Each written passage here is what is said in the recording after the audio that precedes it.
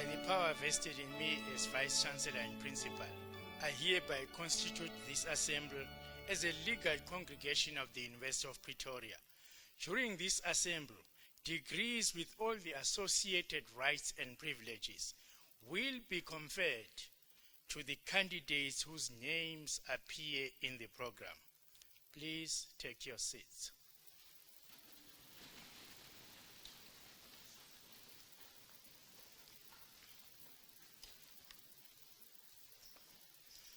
Ladies and gentlemen, we request you to join us in silent prayer or meditation to give thanks for the achievements of our students.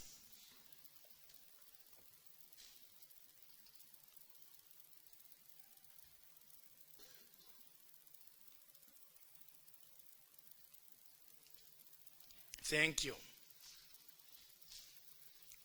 Ladies and gentlemen, as Vice Chancellor and Principal of the University of Pretoria, I extend a hearty word of welcome to you at this graduation ceremony.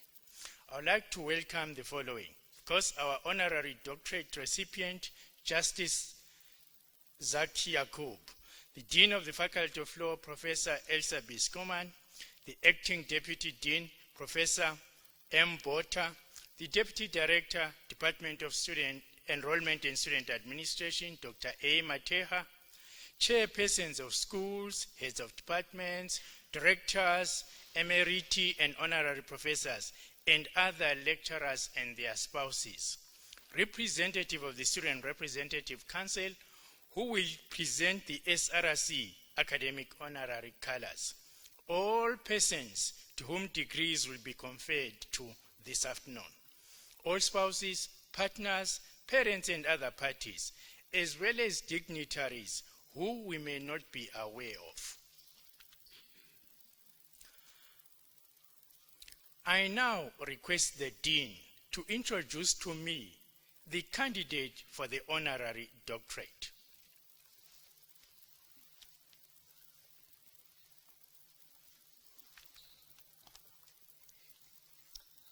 Mr. Vice Chancellor and Principal, I have the honor to introduce to you Justice Zakaria Mohammed Yakoob for the conferment of the degree Doctor of Laws honoris causa.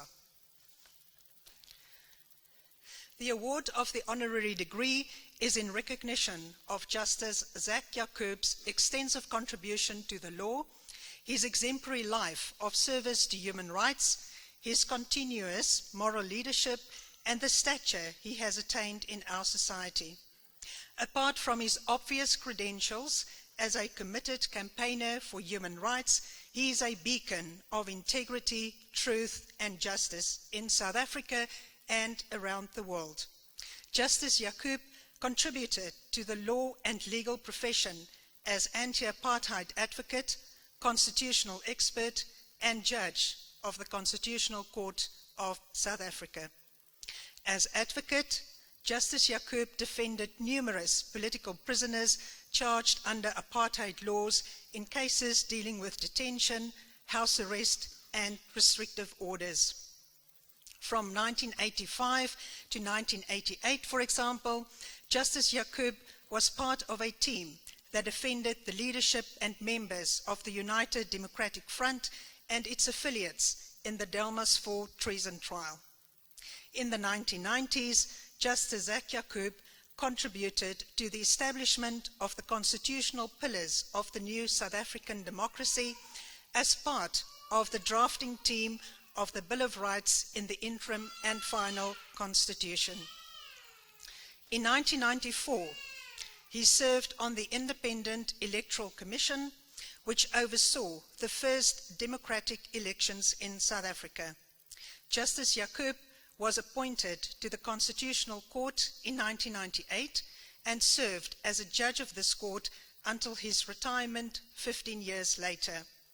During this time, he wrote 31 judgments, including the landmark judgment in the Grootboom case dealing with the right to housing, arguably the best-known decision of the Constitutional Court. Justice Yakoob's life has been one of activism.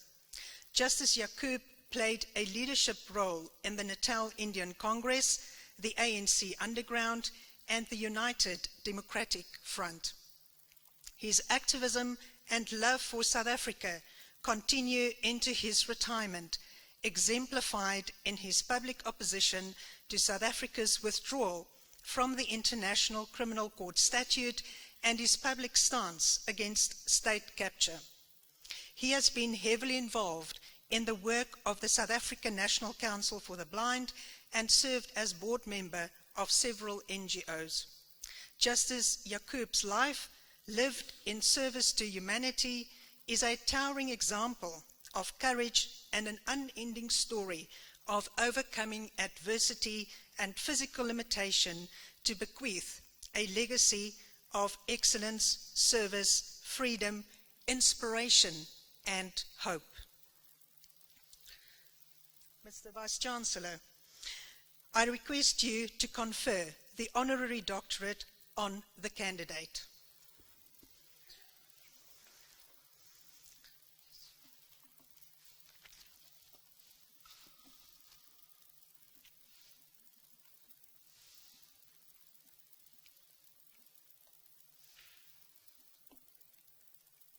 I hereby confer the degree of Doctor of Laws honoris causa on Zakaria Yakoob.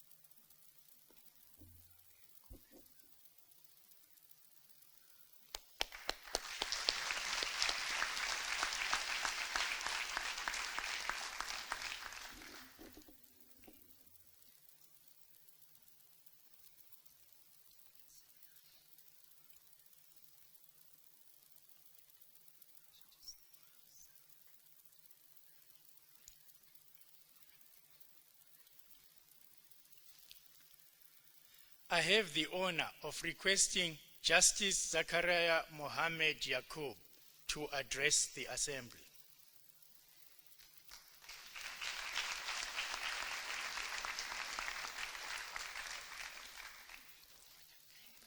Okay, that's right, yeah, okay.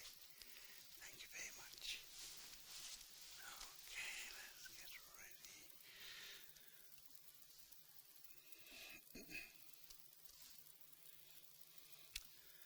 Mr.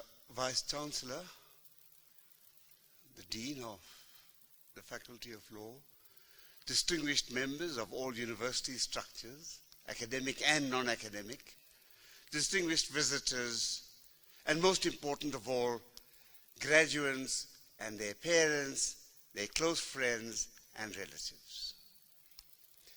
I start by congratulating each and every one of the graduates, their parents, their supporters and loved ones for their momentous achievement in graduating today. And 27 of you graduate at a historic time.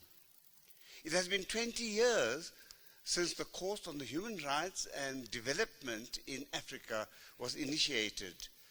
And we therefore have much more to celebrate than your graduation. A graduation that has become all the more important because of its context. There are more than 300 of your colleagues who have graduated over the past 20 years. My intense admiration goes out to each and every one of you.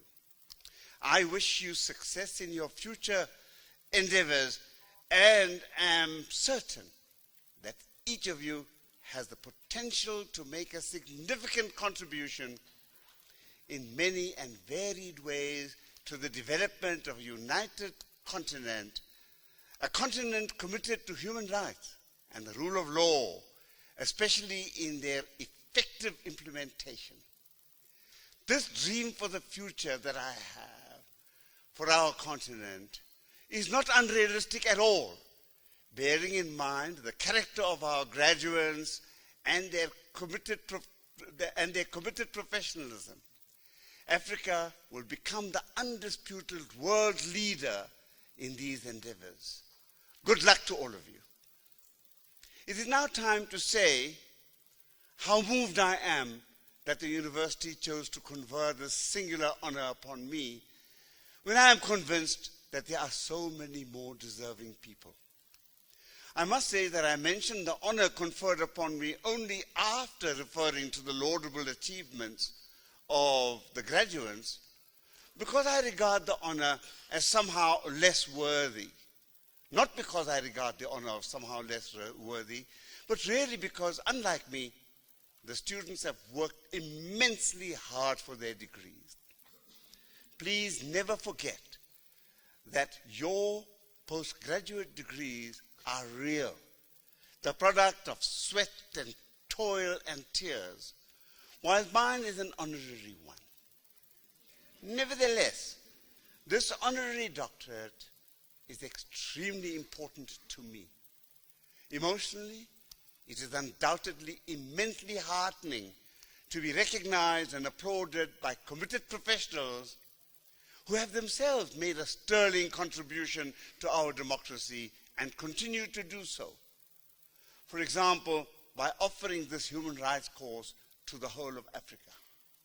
I remember very well how around 30 years ago, when it was not fashionable for institutions with an Afrikaner background or Afrikaner leaning, as this Augustine University certainly was then, to hold events in support of democracy, I was invited here to take part in what I consider to be a historic workshop, as it was called. A conference, really, it was, to discuss a novel but shockingly brazen idea of the South African apartheid regime. They wanted to amend the racist, immoral, and inhumane constitution by, wait for it, adding a Bill of Fundamental Human Rights to it. I need not say that the occasion was fascinating and very successful. I am thrilled by the honor, but I do feel somewhat unworthy.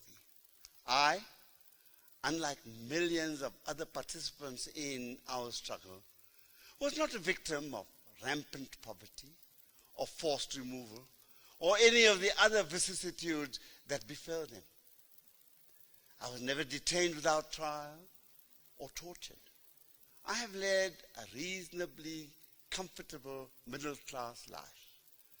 I accept this honor with great pride and without any hesitation, and dedicate it, if I can, to all those people who have suffered much more and have made a much more significant contribution than I could ever have made. I salute each and every one of them and ask you to rise and join me in that salute now. Let us salute all those in the past who have died and struggled for our democracy. Come, let us do so.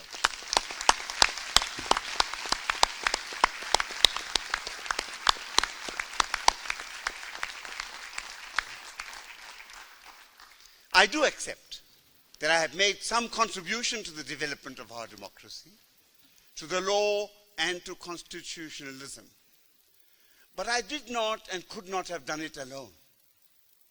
To an extent, I have been at the right place at the right time and did make the correct choices, like joining the underground of the African National Congress when I did. But there were literally thousands of people who helped and supported me in many ways. I refer to co-students, comrades in the struggle, colleagues in the many organizations I have had the honor to serve, many law academics and practitioners, many judges, as well as my colleagues in the Constitutional Court. Let me not forget my family, my wife Anu, my daughter Sina, and our son Sahal, all of whom have made considerable sacrifices to support my work. Finally, a message to all young lawyers.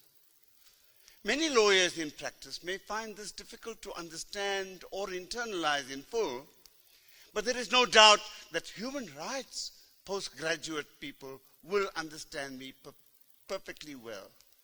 The point I wish to make is simple. Law and legal practice is not only about making money. Indeed, I go further and say that the amassing of wealth is certainly the least important objective of a lawyer with even a meager conscience. The process of my understanding this began when I was a student of law and grew over the next 10 years. We realized that the apartheid regime used two complementary weapons to effect the oppression and untold suffering of the vast majority of South Africa's people. One was the weapon of repression and naked, unashamed violence. The other, believe it or not, was law. It was the law that legitimated oppression, justified removals, provided for an untenably wide definition of communism, for house arrests and for detentions, and which said that the majority of our people could and should not vote. But we understood then, and should always remember, that the law, as an ideological weapon, was susceptible to interpretation, and it was also used as a potent weapon to ensure that the regime was held back at every turn. All house arrests, detentions, banning orders were attacked with a modicum of success. Every trial brought by the regime was vigorously defended, and I can go on and on in this vein. For the law remains a very potent weapon in our democratic dispensation, much sharper and more effective in the continuing struggle to achieve a truly democratic, non-racial and non-sexist society in the whole of our continent. But as we realized during the first phase of our struggle for democracy, the law by itself cannot achieve this result. We must leave no stone unturned in the development of a vibrant human rights culture with the help of the law and the courts. I am convinced that it is the deepening of this culture amongst the people of our continent that will be the energizer for the development of a society in which human dignity, equality, and freedom are paramount, and in which corruption will inevitably and irreversibly be smothered into oblivion. My wish is that we should all today, once and for all, commit ourselves to this objective. Thank you very much.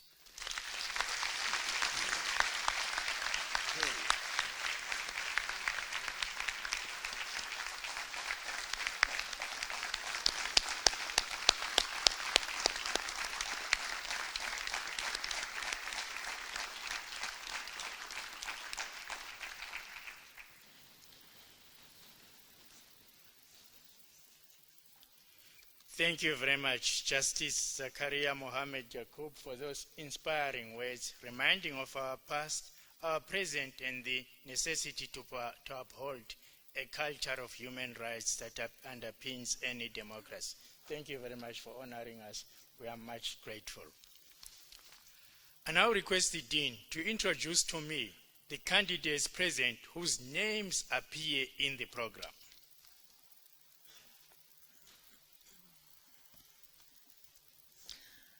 Mr. Vice-Chancellor and Principal, the supervisors will now introduce the doctoral candidates.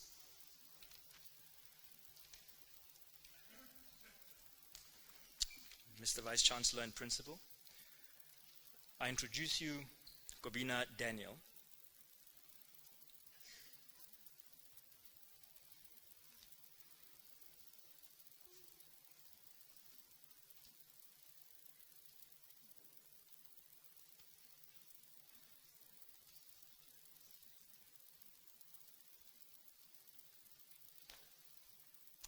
I introduce you to Kobina Daniel, who has complied with the requirement for the degree Doctor of Laws with a thesis entitled Head of State Immunity under the Malabo Protocol, Triumph of Impunity over Accountability, ? Prepared under my supervision. Against the backdrop of the decision by the African Union to create an African court with international criminal jurisdiction, before which heads of state or persons entitled to act in such capacity will have immunity during incumbency, the promovendus in his thesis, Head of State Immunity under the Malabo Protocol, Triumph of Impunity over Accountability, ? Seeks to determine whether the immunity that the protocol confers coheres with international law, lex lata, or represents a regression in international law norms that seek accountability for Yuskogen's crime. The study also examined the hero-villain polemics that fuel contestations between the African Union and the International Criminal Court, and the worldviews that respectively seek to preserve or overturn the asymmetry of the international legal order. The thesis found that notwithstanding the lure of the values-laden normative hierarchy-inspired push against impunity, values do not make international law. On the evidence, the immunity clause and undergirding rationale represent neither any legal rollback by the African Union of accountability for international crimes, nor a quest for impunity. Mr. Vice-Chancellor and Principal, I request you to confer the degree on the candidate.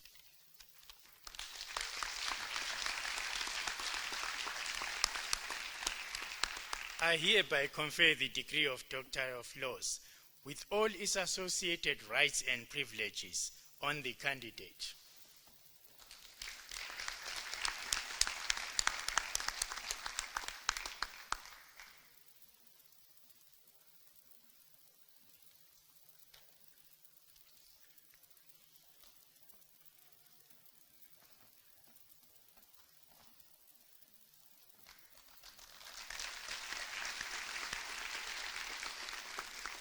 Mr. Vice-Chancellor and Principal, I introduce to you Anthony Etuwata, who has complied with the requirements for the degree Doctor of Laws with a thesis entitled The Role of Civil Society in Improving Compliance with Decisions of the African Human Rights Supervisory Mechanisms, prepared under my supervision and with Professor Ebobora as co-supervisor. The thesis examines how civil society, particularly the electorates in member states, can be engaged to act as a complementary domestic source of pressure in raising domestic costs to pressure member states towards compliance. Mr. Vice-Chancellor and Principal, I request you to confer the degree to the candidate. I hereby confer the degree of Doctor of Laws with all its associated rights and privileges on the candidate.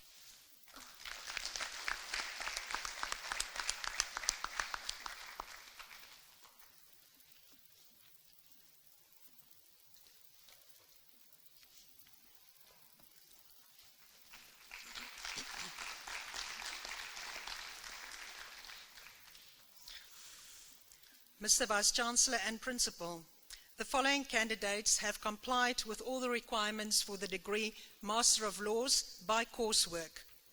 Master of Laws in Human Rights and Democratization in Africa. Mary Ayuma.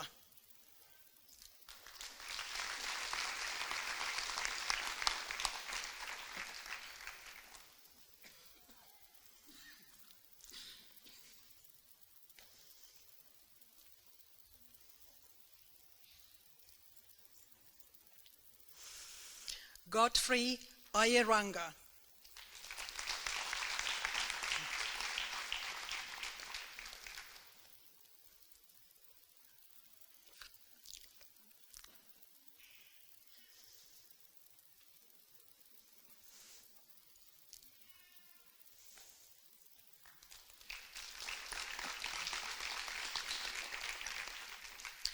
Amerti Degefa.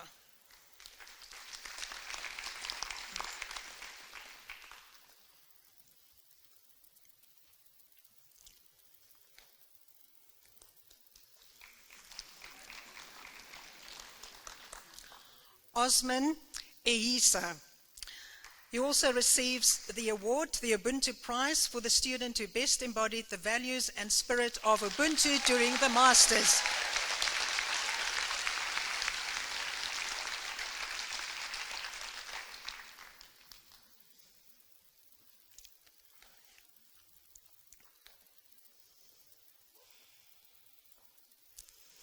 Taiba Hernle. She also receives the Ubuntu Prize for the student who best embodied the values and spirit of Ubuntu during the Masters in Human Rights and Democratization in Africa.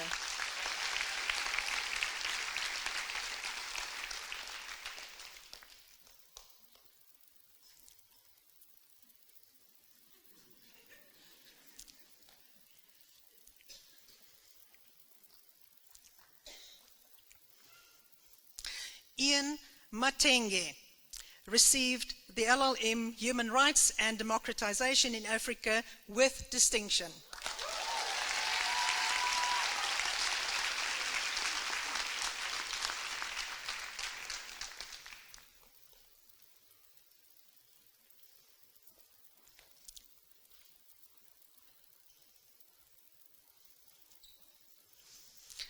Deborah Humburu receives the LLM in Human Rights and Democratization in Africa with distinction. She also receives the Victor Dankwa Prize for the best student in the module Human Rights in this master's degree.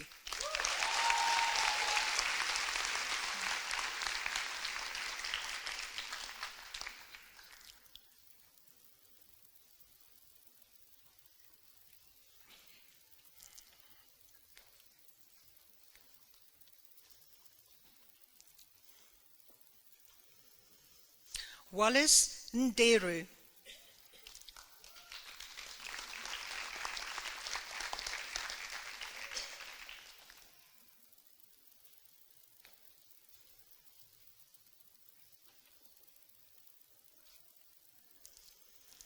Aileen Nininahatswe.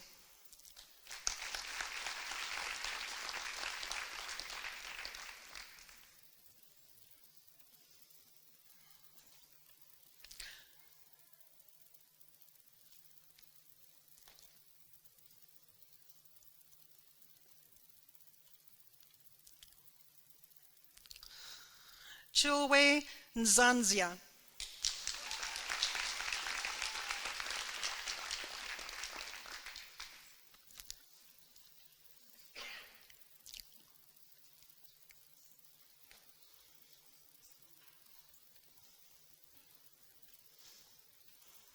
Louisa Ntaji.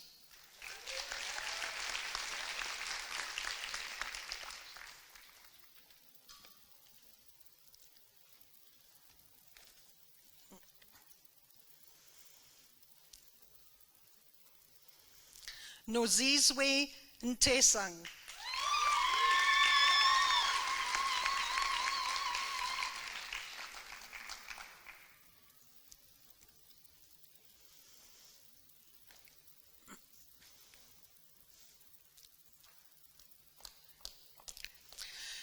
Chisomo Nyemba. She receives the Keba Mbaye Prize for the student who obtained the highest percentage for the dissertation in the Masters in Human Rights and Democratization in Africa.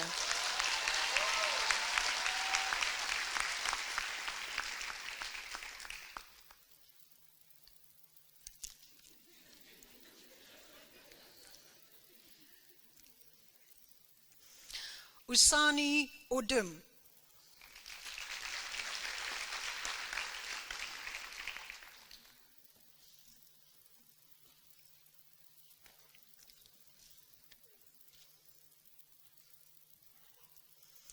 Friday Okiyoga.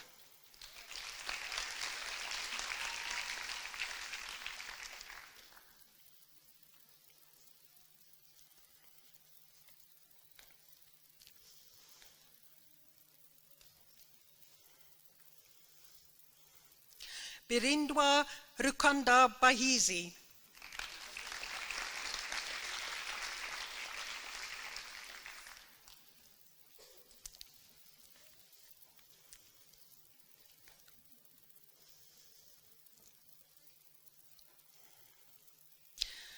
Moyahabo Toka.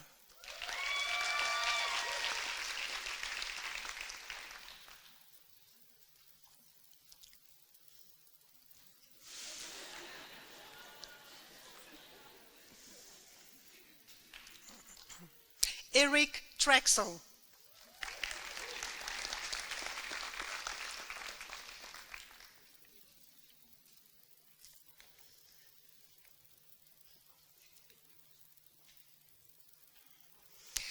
Imad Tune.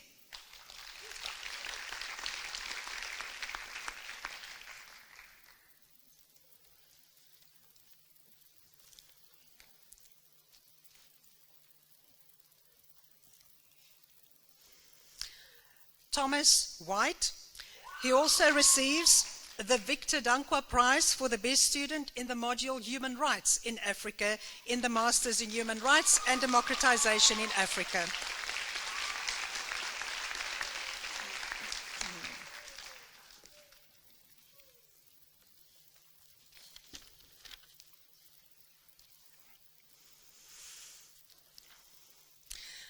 Masters in International Trade and Investment Law in Africa, Uralaya Akinye.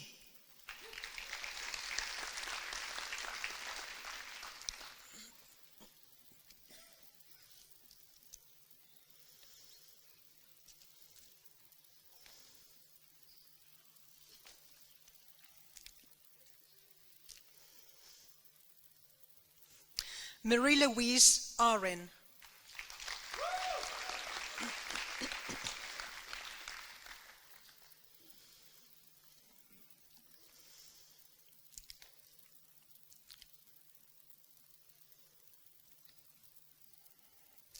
Kweku Atakora Duomo.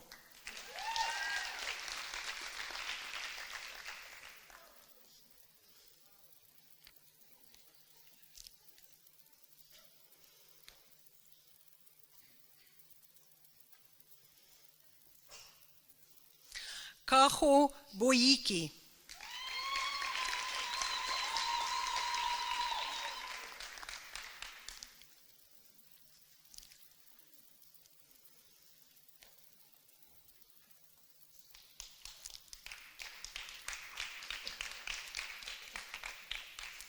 Francis Kuranki Saki. He also receives the Social Responsibility Prize for the student who best represents the values of social responsibility that should be displayed by all international trade and investment lawyers.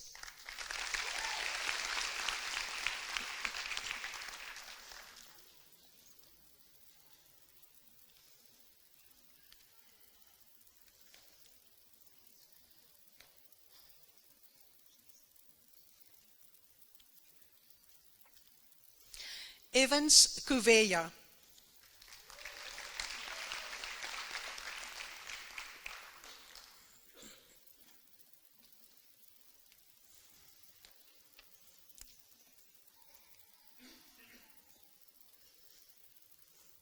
Regina Mabwe. She also receives the Advanced International Trade Law Prize for the best student in the Advanced International Trade Law module.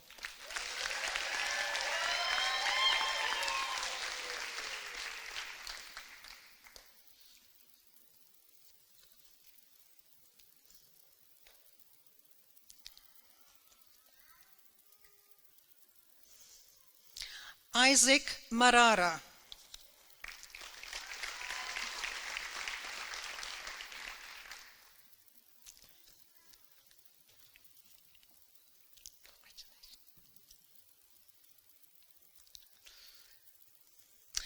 Kutsai Mataba.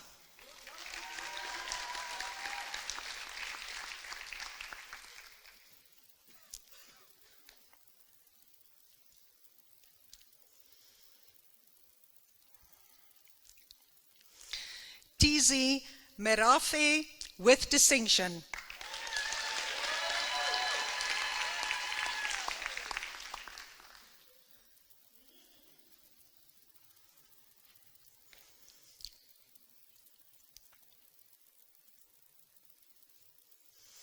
George Mulenga.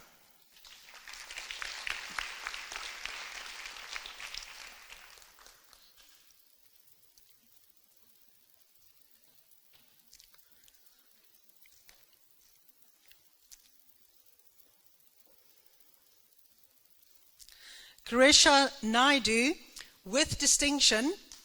She also receives the Dr. T.O. Elias Prize for the student who obtained the highest percentage for the mini dissertation in the Masters in Trade and Investment Law in Africa.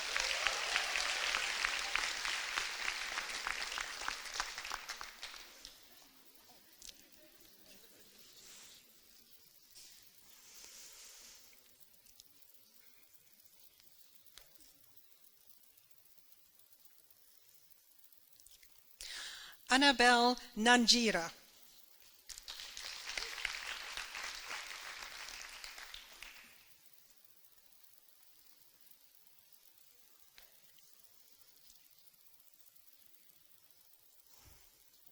Tandeka Ndlovu.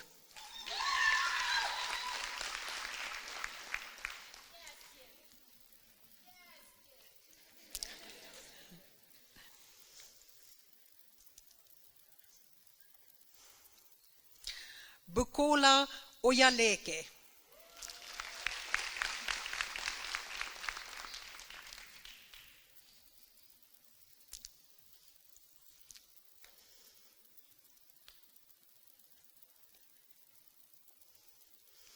Jack Pora.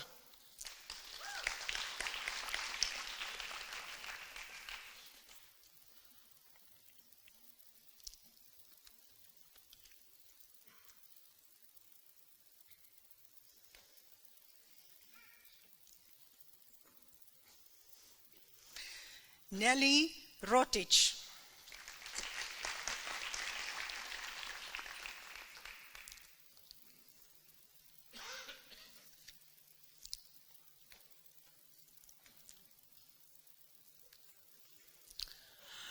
Ruvembo Samanga.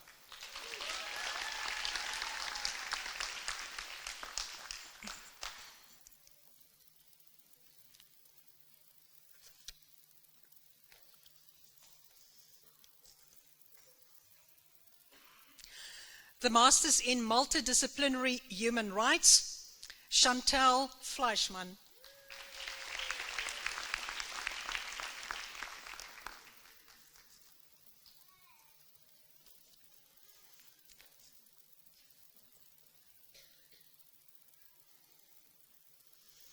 The Masters in Sexual and Reproductive Rights in Africa, Kutlwano Magashula.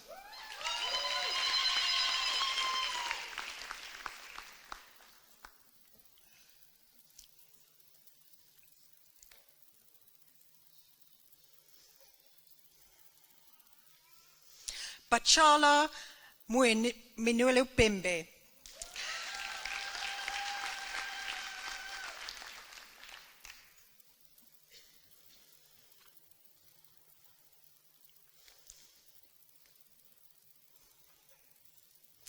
Sibusiswe Ndlela.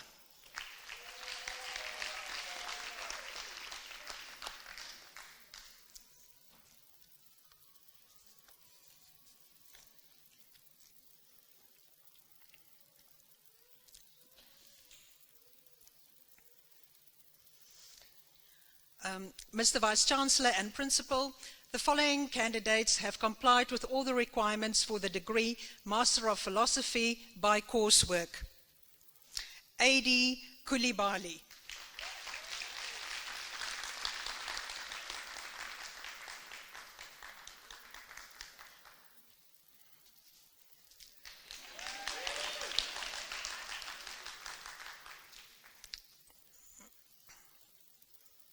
Na Diallo.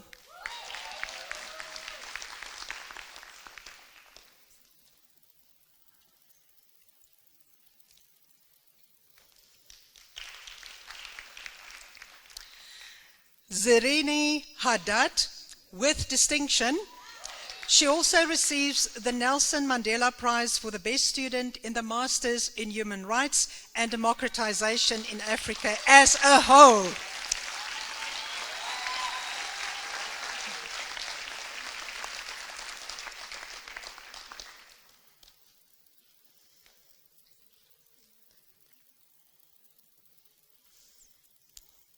Samuel Nokulawe Ogbe.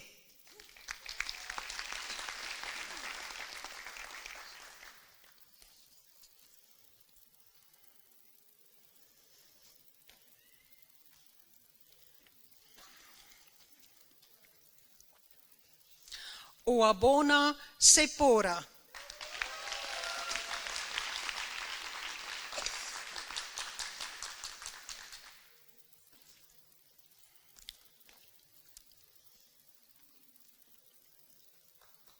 Masters in Multidisciplinary Human Rights, Ruth Stubbs.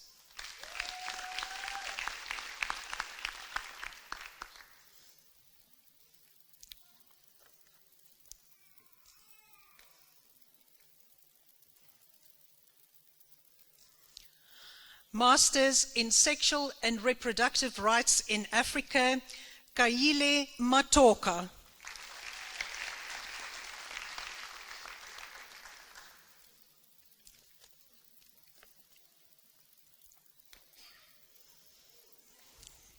Ibikunolowa Sode.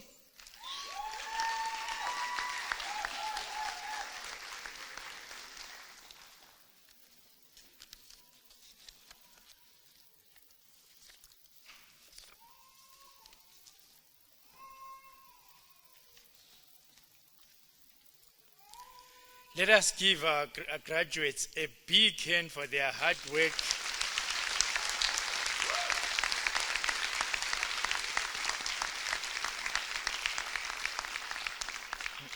I hadn't finished. And perseverance.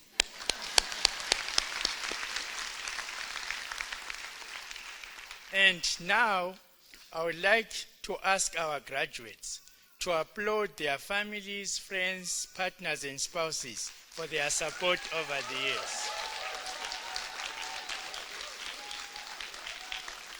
Thank you.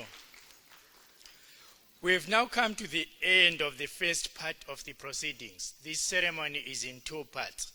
After the procession has left, I will lead these people on the stage out. The auditorium, kindly take up your seats again for the second part of the program. You are now requested to stand for the singing of the national anthem and to remain standing until the assembly has been dissolved and the academic procession has left the auditorium. The words of the national anthem are printed on the inside back cover of the program. Please rise.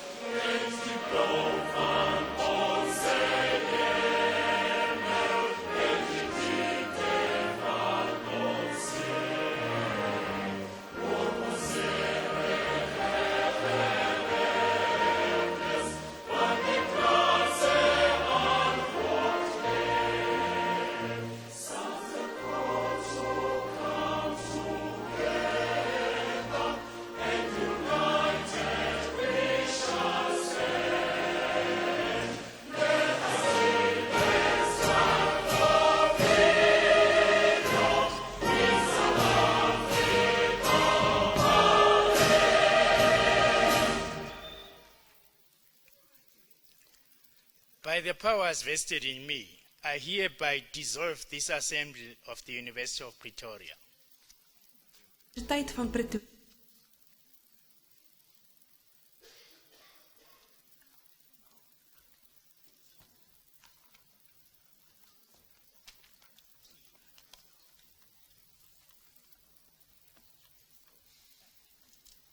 En die program aan